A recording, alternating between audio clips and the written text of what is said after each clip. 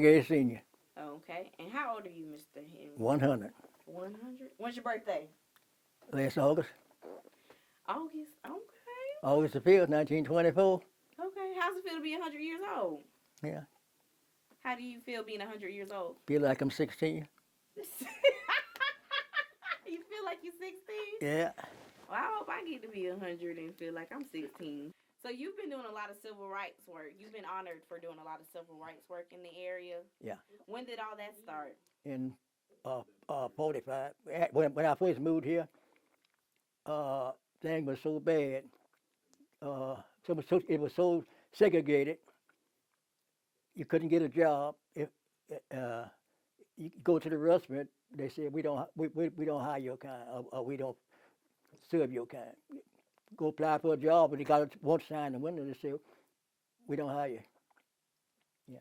And so, what was some of the work that you did civil rights? Were you leading marches? Were you leading No, sit-ins? I was the sergeant. Uh, See, we'd have a meeting before if we got marched like tomorrow, we'd have a meeting tonight. He would tell them, now they gonna heckle you, but don't you say nothing. Anybody says something, I yank him out of there. Cause he wasn't looking for trouble. We was trying to get something done. That's how we got where we at. And you can do this what you doing now because we got laws passed. Yeah. And what were some of those? You mentioned some laws passed. So, what were some of those laws and changes that you were able to get passed? Well, the first one was we could go and sit down in a restaurant and eat, and we they started hiring people after they found out that we wasn't what they thought we was. See, they always looked at us as people that wanted to fight all the time, lazy, wouldn't work, but they found out different. Like the Miller Park. We had a color white a Miller Park and a white Miller Park. Well, the white Miller Park was over there, all that pretty blue water. At. We was on the east side of the bridge. We tried to get them to put a railing on there. They wouldn't put a railing on. It was a lagoon. Everybody fished, and the people stole stuff in there at night. We had a little place while we would sit out there and eat. They'd go out there and put all kind of old physics and stuff on there. Then they asked the city to move us, and the city said we ain't got nowhere to put them. Wow. Yeah. Then in 1948, we was out to the park. Of course, we didn't go downtown. Because go downtown, they call us all kind of names. So we'd go out there and mess around out there. We looked up on the bridge. It was three little girls. Then we looked again. It was only two. Then they found out the little girl fell in all that sludge. When they finally got her out of there, you couldn't tell what she was. Then they run out there and started putting up the railings. It was too late then. We called the rescue, but see, that was way back then. They had that old thing you had to pump up. It broke down on the way there. So the coroner just decided that it was an accidental death. In fact, out of the 50 that I started out with, I'm the only one left. Yeah. See, in '59, Mud Kennedy come in there, and he made it be 51. So in '64, when Lyndon Baines Johnson passed that first Civil Rights Act, them Southern people didn't like it because they were still using us as slaves. But they wouldn't call us slaves. They'd call us sharecroppers. You work the land, it's their land, but you work it. You go home at night, look out your window, there's a Ku Klux Klan sitting out there on a horse with a gun. Be sure you stay, they had your control. Well, it was really bad. But I finally got a job on the railroad for 50 cents a day, 8 hours, 50 cents a day. I did it for 6 years until one of the guys, I know the guy had been watching me, and he come over and told me, said I, don't tell nobody I told you this, but my daughter said they need a delivery guy at Walgreens. So he said, that'd be better for you because you'd be inside out of the weather. So I applied and I got the job. I was delivering stuff to all the buildings downtown. Cause see, wasn't nothing outside but corn. Everything in Bloomsburg was downtown. And it worked out all right until I had to go up here to where Wood Hill is now. That was a red light district. But see, I'm 16 years old. I don't know what red light is. Until I went up there and got the take them that stuff to different. Well, the women sitting there in the window. Nothing known nearly about. Richard Pryor had an aunt lived right on the corner right, and she was the only black person up there that had the house. See, the red light district was it's bordered by on the south is Wood Street, north is Oakland Street, west is Main Street, and east was Greeley Street. All that was red light district. And I went back and told the guy, I said, I can't go up there. I said, you can fire me or do anything you want to do. He said, I just let you go. And having the Ford dealer was there. He said, I'll give you $4 a week. Come work for me. And I worked for him up until 53. I brought him a lot of business. And then in 53, I went to work for George Wiley. I worked for him 57 years. And when he sold out in 80 to Bob Rebeck, I stayed with Rebeck. And in 90, I retired, and he gave me and my wife a cruise to the Bahamas. Yeah. And I hadn't talked to him since 90. And the day after my birthday, he called me. He said, I miss you. He said, I learned a lot from you. He said, you learned my kids how to work, and I appreciate that. I always try to be honest.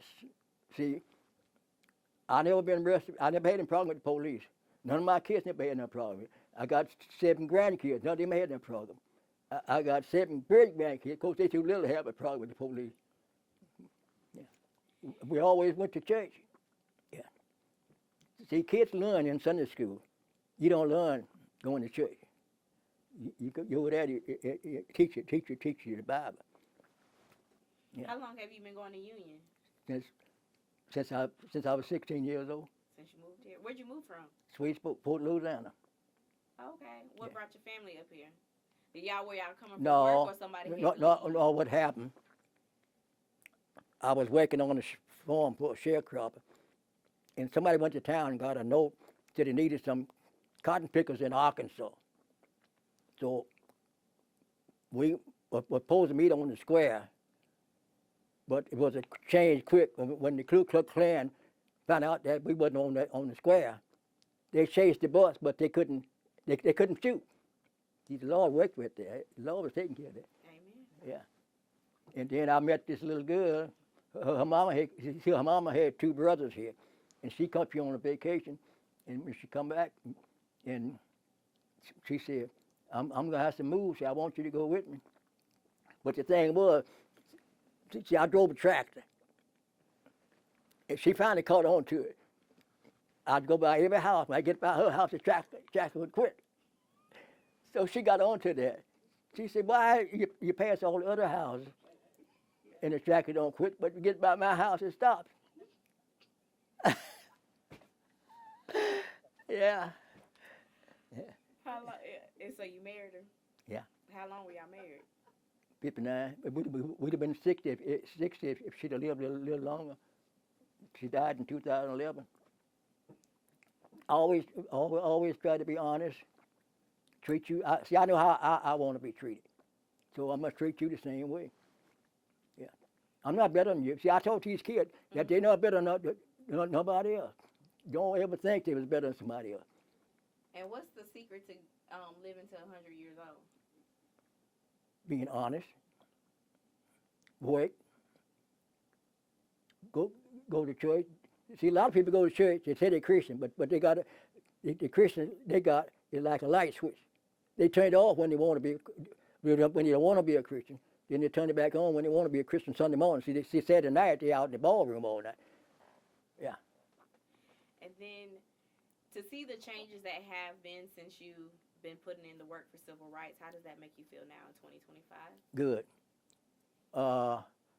The biggest change that we had was in 1966.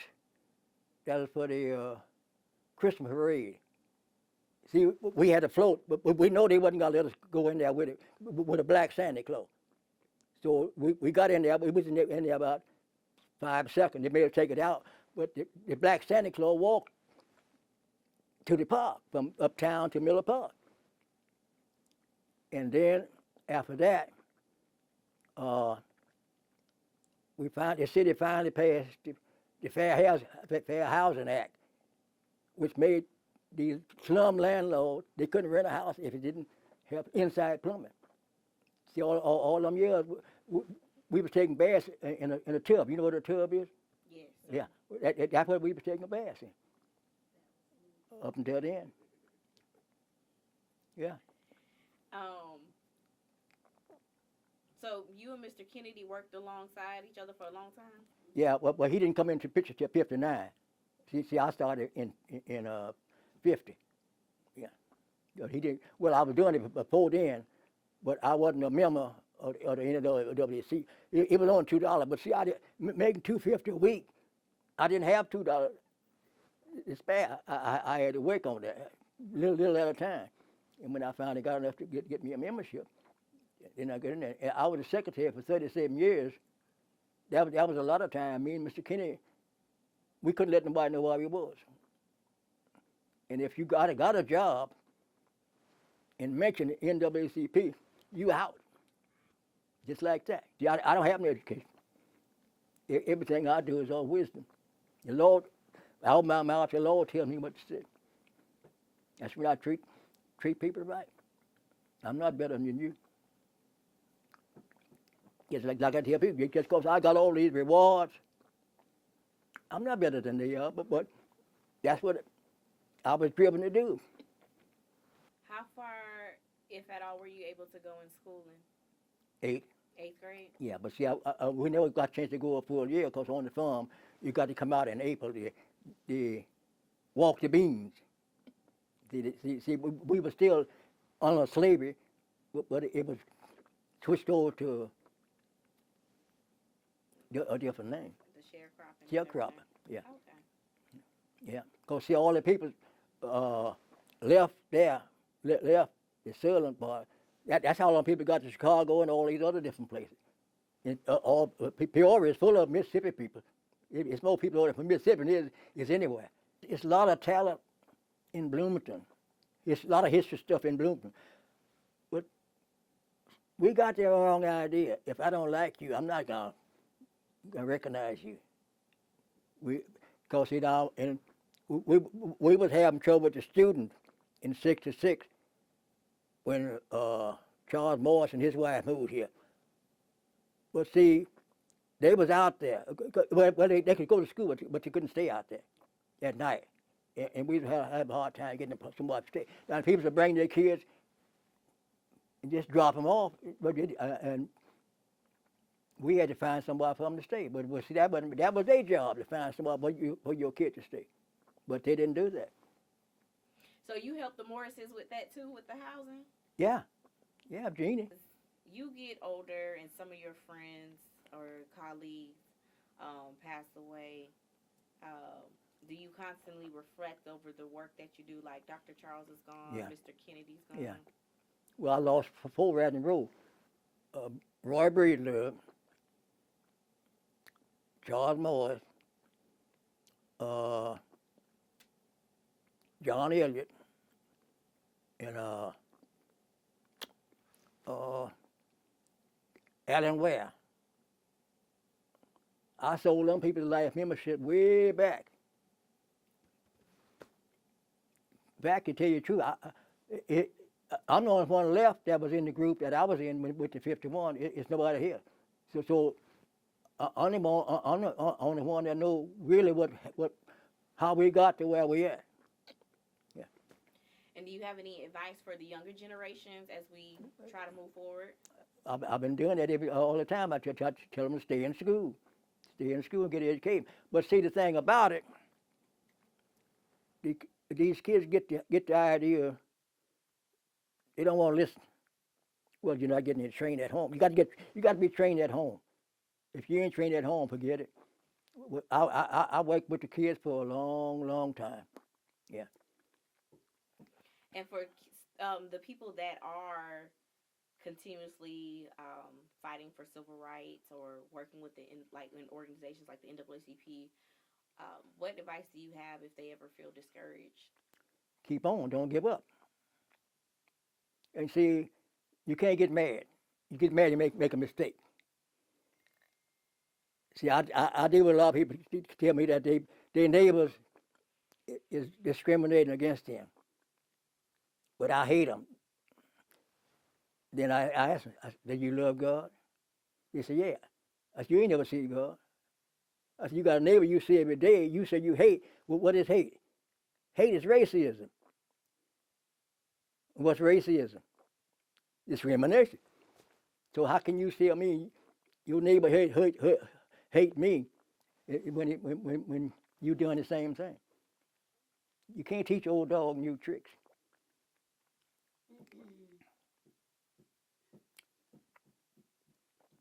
It's been a long, hard road, but I didn't give up.